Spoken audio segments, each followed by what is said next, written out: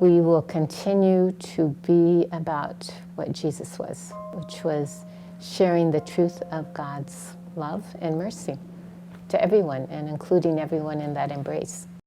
Redemption to me means like when you redeem a coupon, you turn a coupon back in exchange for consideration. And my redemption is to give my consideration to others before myself. I not only have to live a better life for myself, but also for Ricky, my victim.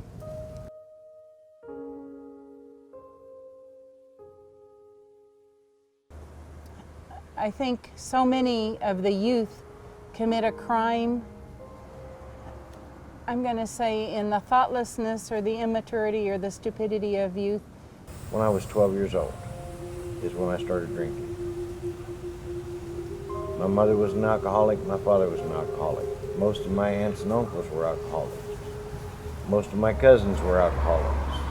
They're all deceased. These violated persons in their youth, if we could heal that from when it's happened to them, the violence in the home, we wouldn't have murderers.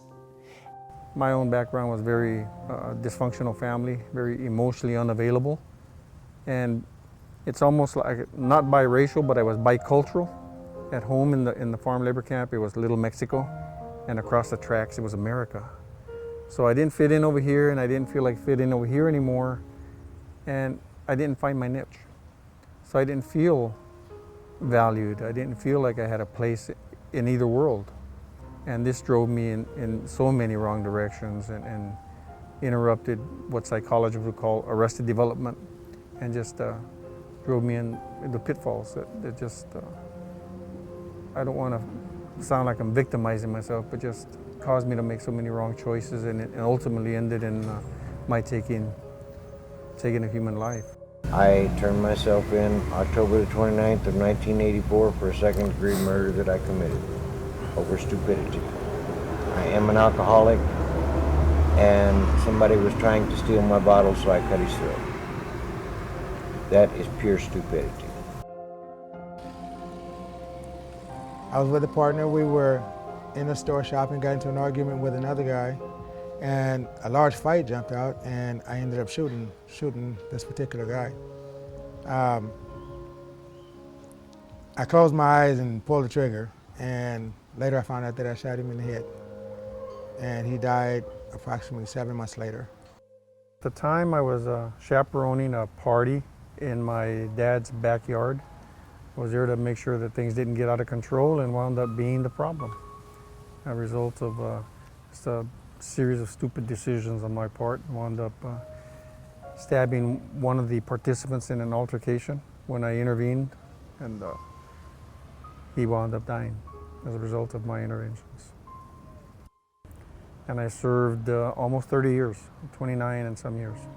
I was in prison for 37 years, starting off in DVI, Dual Vocational Institution, which they used to call Gladiator School, because there was constant riots, wars, and battles, and you had to always be on your toes. So at the age of 19, I had to grow up fast. I was stabbed approximately 14 times. I served 29 years, 8 months, and 1 day on a 15 years to life sentence. The loneliness is the hardest thing to deal with in prison. Regardless if you're in a prison with 1,800 men or 2,000 men, you're still by yourself. There's a prison full of men who are trying to act like it's normal, like it's okay. But underneath you can see their loneliness as well. You just have to, as they say inside, man up and face both the past and the future. And to me that was very hard to do. The program that we work here through the office in the Archdiocese is Partnership for Reentry Program. We abbreviate it PREP. And we believe that we do work in partnership with the prison system, with the men that we work with, and it is a reentry program. The best part of prep for me is its title itself, Partnership for Reentry Program. You know, to me that means that there's a group of people that came together and said something has to be done to change the spirit of prison. You know, we've received all these stereotypes of what prison was, how it was. And for many years, many people were hidden away in prison. It is necessary to look at what's the common situation of the prison system and what can we do to actually restore the lives of those who are in prison to be able to return back into the society. Through her, I dug deep into myself, went through the Insight program, the Turning Point, which is the foundation of Insight. And I went through the entire program. And that's what put me on the path that I'm on now. You know, Father O'Neill was my foundation. Prep is my path. It took me 6 months to get courage enough to go take my driver's test. Although I'd driven all my life, it took me 6 months to go take my driver's test because I was scared of the technology, knowing that I have to take a driver's test on the computer. Programs like Prep here give people like me an opportunity to give back. I believe in karma. So in doing good, it kind of reduces all the bad karma that I've caused throughout my life. I came to define redemption as a total transformation of the body and coming into unity with the soul and the spirit. But the overall outcome of working here is great. You know, I get that satisfaction of offering my experience, my hopes to people that are still there and hopefully plant the seed that'll kick it over the edge and they'll start that transformation and internalize everything that they've been going through.